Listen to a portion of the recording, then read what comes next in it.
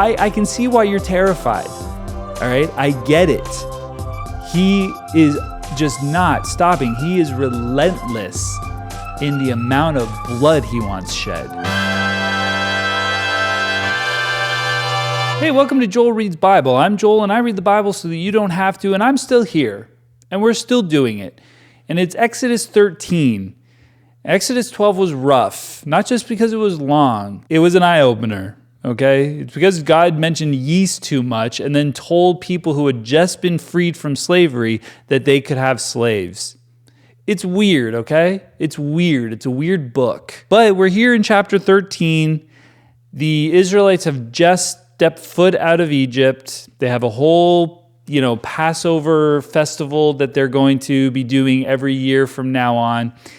That's fine. That's great. I don't know what's going to happen next, but I feel like there's going to be more requirements and hopefully some more exciting story. If you haven't watched the back episodes, I'm talking about Genesis 1 through 50, and then the first part of this Exodus, go back and watch these episodes because I am reading the whole entire Bible, and every time I do, I have found a variety of issues throughout the whole entire thing.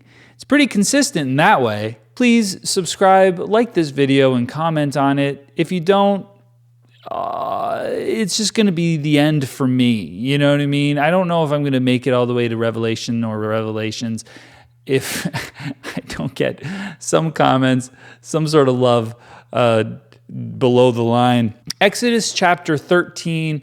Let's see what happens. The Lord said to Moses, "Consecrate to me every firstborn male. The first offspring of every womb among the Israelites belongs to me.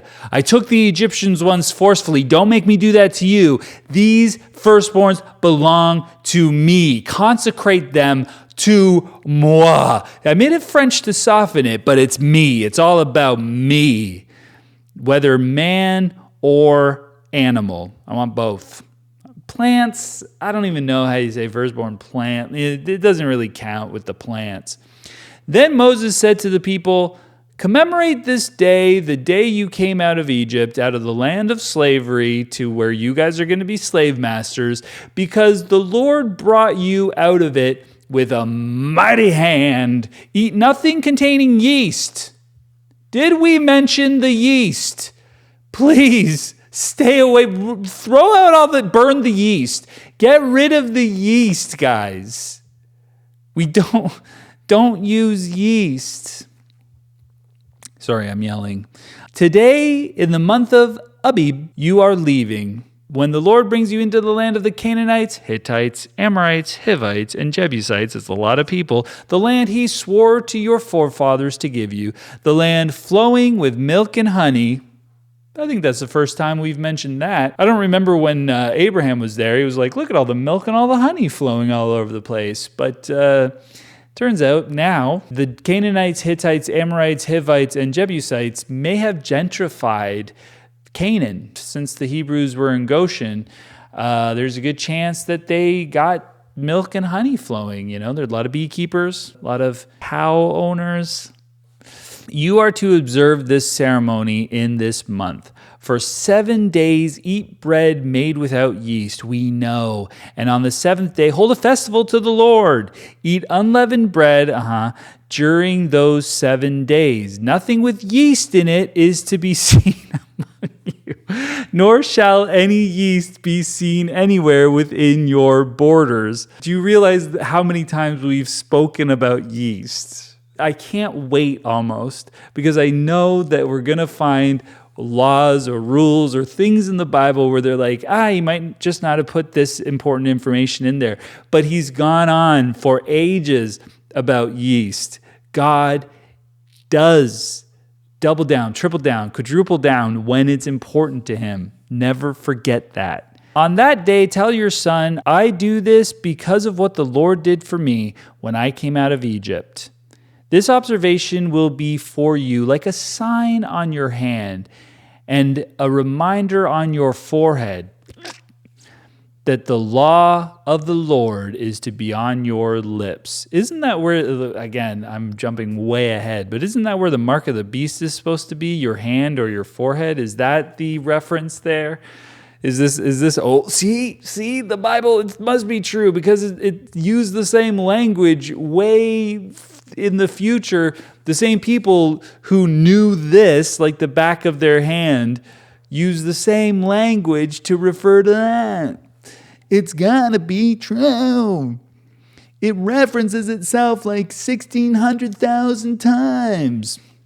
Look, it's better than the sign that they used to do, which was the Jennies. They're still doing it, but that sign wasn't one that people would see. This is a sign that people actually see. For the Lord brought you out of Egypt with his mighty hand. You must keep this ordinance at the appointed time, year after year. Okay, we get it. You already mentioned it. We get it. After the Lord brings you into the land of the Canaanites and gives it to you, as he promised on oath to you and your forefathers, you are to give over to the Lord the first offspring of every womb. Okay, so that's after they go to Canaan. So they don't have to do that yet. This is after. So once he lives up to his promise. And I wonder if that's going to be one of these great lessons that people are going to preach on. You don't have to do a thing until the Lord fulfills the promise. Is that true? All the firstborn males of your livestock belong to the Lord. Redeem with a lamb every firstborn donkey. If you do not redeem it, break its neck. Well, that's brutal. If you don't redeem it, I want you to break it physically. Like, I don't know if you grab it, and I don't know if you can do it with my arms, probably not, but like, I want you to beat it. I don't know if you need to use a plank or just like maybe tie it onto a cart, and when you ride the cart away, it rips its neck. I don't know how you're supposed to do it, but I need you to brutally break its neck if you're not going to kill a lamb for it. Redeem every firstborn among your sons. The way it works is every firstborn has to be killed. That's what the giving is. You're not just dedicating, I'm dedicating that lamb, I'm dedicating this bunny, I'm dedicating this sheep, I'm dedicating that goat. You're actually killing them. So you kill every firstborn of all your animals, your hamsters, your cats, your dogs. I don't know if they had animals for fun, but your chickens, all of them, and your donkeys and your cows. But it's like, maybe we aren't getting that many donkeys. Maybe it's harder to, if it was pandas, he'd be like, yeah, redeem the pandas with the lamb. Don't kill a panda. We need more pandas, But when something's of more value, like a donkey or a person, just kill a lamb instead. But it is brutal. I mean, you got to keep that in mind. It's just a lot of killing for the Lord, probably stabbing them, bleeding, letting them bleed out, and then burning them. And in this case, you brutally need to break the neck of a donkey. Like, I want to see you break that donkey's neck. It's pretty intense. It's pretty intense. In the days to come, when your son asks you, what does this mean? Say to him, with a mighty hand the Lord brought us out of Egypt, out of the land of slavery. When Pharaoh stubbornly refused to let us go, When Pharaoh stubbornly refused to let us, no. What? You hardened his heart. When I hardened Pharaoh's heart over and over again. When his heart became hardened, we don't know who did it, although I claimed that I was going to do it. And then I hardened his heart, and then he hardened his heart. Look who's writing this, so I don't know what we're to believe. The Lord killed every firstborn in Egypt, both man and animal. When I made Pharaoh hold off on letting you go for a really long time, and made it worse on you so that I could show how wonderful I am, all my wonders and all my power, then I killed all the firstborns in Egypt as an extra show of my power. And that's why we do this festival. That's why we kill all these other animals. And this is why we're killing more firstborns. It's like, How much blood does this God want? Before, we all go, yeah, it's amazing. Like what does he expect? Yes, you nailed it, God. You have incredible wonders. You're so powerful. It's no wonder that Christians are afraid to leave this religion. They're like, no, he will kill us. Like he's brutal. I can see why you're terrified. All right, I get it. He is just not stopping. He is relentless in the amount of blood he wants shed. This is why I sacrifice to the Lord the first male offspring of every womb and redeem each of my firstborn sons. And it will be like a sign on your hand and a symbol on your forehead, like 666, because he is the devil. This is why people say he's Satan, right? This is why they say he's Lucifer, because all he's doing is calling for bloodshed, and then he even wants his mark. The mark of this will be like okay, it's not really a mark. It's not really 666, whatever. But it's like that the Lord has brought us out of Egypt with his mighty hand. Great. Wild. It's wild. When Pharaoh let the people go, God did not lead them on the road through the Philistine country, though that was the shorter.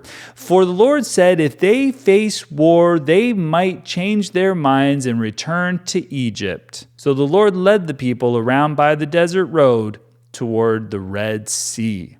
The Israelites went up out of Egypt armed for battle. That's an interesting little detail. They are fully armed for battle. I'm not sure where they got all this stuff. They probably had it. They probably had an army. They probably had all sorts of equipment, because these slaves were a country unto themselves. There were 600,000 men and their whole entire family and all their cattle, and they lived in Goshen, and they did some slaving, and they were paid for things they did. It also could have been given to them by the Egyptians when they were predisposed to give them a bunch of stuff, which begs the question why God can't make the Philistines disposed to kindness with the Israelites. Like they could just walk right through Philistia and they'll be like, yeah, it's fine. We love you guys, actually. I don't know why, but we just feel really friendly towards you. You see, God's infringement on free will and what he does as far as predisposing people and things is inconsistent. So this is what I'm talking about when I talk about God being incredibly inconsistent. He has powers to do certain things, and he just decides not to do them sometimes and decides to do them. I think we know why God is getting his people near the Red Sea. But if I'm going to argue for, maybe making it a little bit easier on the Israelites, I would say, hey, why are you making them go the long way? When there's an easy solution to the short way, which is infringing on some people's free will, why not just do that? You just did it in Egypt, right? But instead, he's like, no, we need you by the Red Sea because we have a fantastic story coming up. So that's really the reason, right? And what's crazy about it is the reason is more death. I hope that wasn't a spoiler. Moses took the bones of Joseph with him because Joseph had made the sons of Israel swear an oath. He had said, God will surely come to your aid, and then you must carry my bones up with you from this place. After leaving Succoth, they camped at Etham on the edge of the desert. By day the Lord went ahead of them in a pillar of cloud to guide them on their way, and by night in a pillar of fire to give them light, so that they could travel by day or by night. The whole time, like, is that 24 hours of travel? They're exhausted. They're like, this is too long. This is so, can we take a break? And he's like, no, I'm up. If I'm up, you guys are up. They're like, you're God. Damn it. Neither the pillar of cloud by day nor the pillar of fire by night left its place in front of the people. Well, that's cool. I mean, the pillar of cloud and the pillar of fire is a cool thing that you'll remember from growing up as a Christian, and it's a cool visual. this big pillar traveling through the desert, or just like a cloud traveling through the desert. It's pretty cool. This really feels like, if it's a real God, I don't know what to say. I don't know who, why, and what, and it just seems a little more than a little over the top, just wild behavior. But if this is written, if this is a culture, some people writing this story, I guess there were many different cultures with all sorts of different versions of sacrifice and killing and that kind of thing that was going on. But it really does feel like a control mechanism of some kind. Like if someone's writing this, like let's say it was Moses or some sort of leader, and they don't believe it, like they know better. This never happened. Like there's no God. You know what I mean? If they're just like writing these stories to say this is why we do this kind of thing, it feels like these traditions and these sort of like killing of things and sacrificing of things is sort of part of keeping people in line in a culty sort of way. It's getting them to do these sort of brutal things, barbaric things, in order to give them sort of that repetition.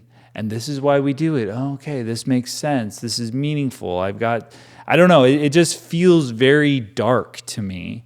That's me coming from 2024. You know what I mean? I don't know this other culture. But we can look back and probably, I think it's fair to be like, right? Like we're allowed to do that, aren't we? Like I understand that I don't know what they were doing and what they were like, but I can go like, right? Because the alternative is to go, no, it made sense back then and could still make sense now even. It's not wild and crazy. It's not barbaric. It's not brutal to have that much death constantly to appease a super being. That could still be fine now. It's not necessary and stuff, but arguably if it started being necessary again or whatever, that would be fine and couldn't bat an eye if God just sort of got into that again. Like if Jesus' sacrifice wore off or something. Anyway, I'm rambling. Thanks for being here, guys. Thanks for all the commenting and liking. That's me just like passively like, do it.